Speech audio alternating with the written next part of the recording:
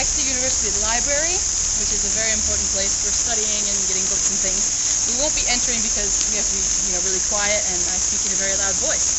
Well, this is the library. There are 2 floors to it, and it's really easy to use. You just need your own university card, which you'll get on arrival.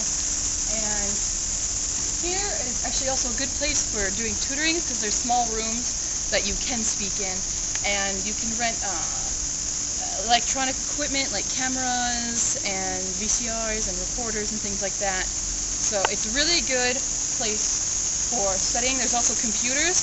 However, what you should know is that in the library, if you want to print anything, you should bring your own paper because it's very, environmentalist and things. You can print with their paper, but if you're going to be printing a lot, you need to bring your own paper. Speaking of computers, this is the university's computer lab, and you will need your identification card to enter here. And what's also important is you gotta take off your shoes. Let's go in. This is where you take off your shoes here. My tennis shoes. And then place in the clothes and take the slippers. The slippers are small. They will not completely fit your feet. This is the computer system to select your computer. What you want to do, if you're an international student, you want to use an English computer, you need to go to the 2nd floor, which is this here. It has a color printer and a scanner. Let's say we want to go here. You click on it first, put your card in here, this way. It comes out, it reads your number, and then you click, you want to go in. And then we go up to our computer. So let's do that. First, before we go, this computer is how you change your password, and it's the same system of putting your card in and changing it. You need to know, I think, your birthday, and that's it. Lots of students are in here. It's my friend.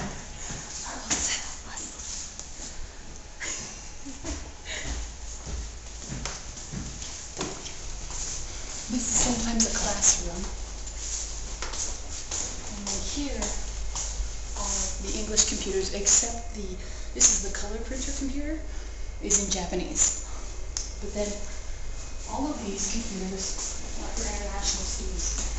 And they're in all kinds of languages. They're in English, Chinese, Korean, German, French, Russian, and I think a few more that they're not listing here. But they're these computers, and they're really easy to use. If you want to use the internet, though, you have to log in with your password. But it's nothing. There's also a scanner computer here, and these computers print to that printer over there. And it's really simple, just like any other computer lab. And so let's go sign out now. Now that we're signing out, what you want to do is you just want to put in your card. You don't have to put anything else in first. It will read which computer you are at, and then clicking here will sign you out of that computer. And then you're done. Now we've just come out of the computer lab. We are now standing in front of 2 very important buildings where most of your classes will be. Here is known as Pan 1, and on this side is Pan 2. So Pan 1, Pan 2, and they're just a bunch of classrooms. This one has more lecture rooms, and this one has more smaller classrooms.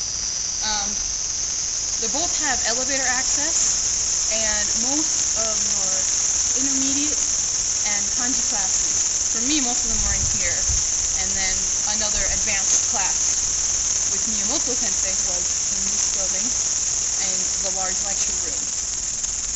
As you can see, the campus here is very small. You can get anywhere on the campus in really under 10 minutes.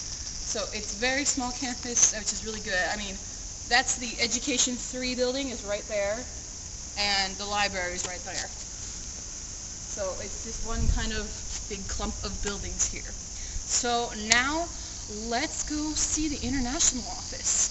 Okay, now this building is also a very important building, is the Student Services and Admissions Office.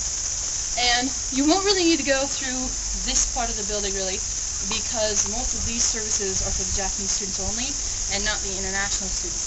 The international students, we have to use the back door.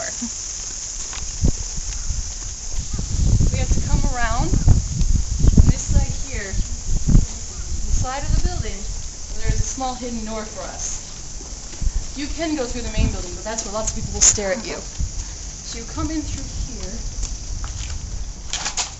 and through this small pathway, in which you'll see this sign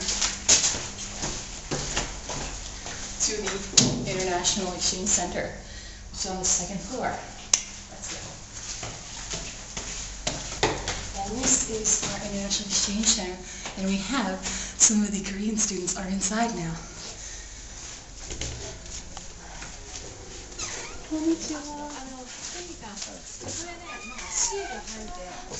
This is inside the International Student Center. And that's a very important lady named Aizawa-san. Two of the international students here. Yo! That's Itachi. こんにちは。今ちょっとドキュメンタリーを撮り合いながら、はい、秋田大学について、はい。They're working right now, doing very important work. Most of the people here do speak English. This is a place where you will pay your water and electricity bill. Also, this is where you receive your scholarships if you get any, and any information about any international events that will be going on, like they had Namahage Festival and ski trips will be conducted here. Okay, so now we're at the international office here, and we're going to interview a very fantastic lady known as Aizawa-san. こんにちは。まず、住むところですけれども、秋田大学には、2つの寮があります。留学生会館と国際交流会館です。留学生会館には、30室、国際交流会館には、20室の部屋があります。一応留学生はその寮に、申し込みをすることができます。あと留学生向けのイベントとして、まず関東祭り、秋田では、夏8月に関東祭りが行われます。これは東北三大祭りの一つです。でその関東祭りに、大学の法被を着て太鼓とか笛で、参加をすることができます。であと夏、留学生の夏の旅行です。これは今年は北海道へ行きました。ちなみに去年は富士山へ旅行に行きました。であと12月に餅つきを体験します。では秋田大学や、寮の近くの、住民の人にも協力をしてもらって、餅つき大学で体験します。もちろんついたお餅は皆さん食べることができます。で今度冬2月にスキー合宿をします。秋田県は雪がたくさん降るので、田沢湖という湖にある、スキー場に1泊2日で合宿をします。ちゃんとスキーのインストラクターもつくので初めての人でも大丈夫です。で秋田では、冬祭り、小正月の冬祭りがたくさんあるんですが、だいたいその祭りの中のどれか一つに毎年日帰りで、旅行をします。今年は、ナマハゲを見に行きました。そしてあと3月には、卒業する留学生のための卒業記念パーティーがあります。もちろん卒業する人だけではなく、今の在学生も参加可能です。このように留学生向けのイベントがたくさんあります。